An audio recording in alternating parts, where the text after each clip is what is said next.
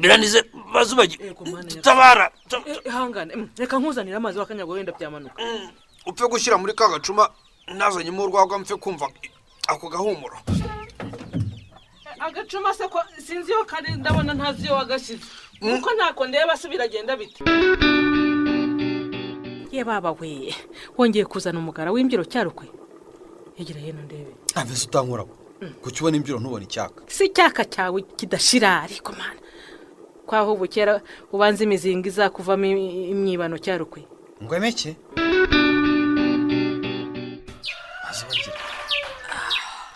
ariko nijoro waraye usinzwe tutaganira nkeneye kumva rwose ibintu bitumye nkangura yarubika uzi n'ukuntu wandaje ku ijoro ndeba ku jisho ngo utabura umwuka ariko bazo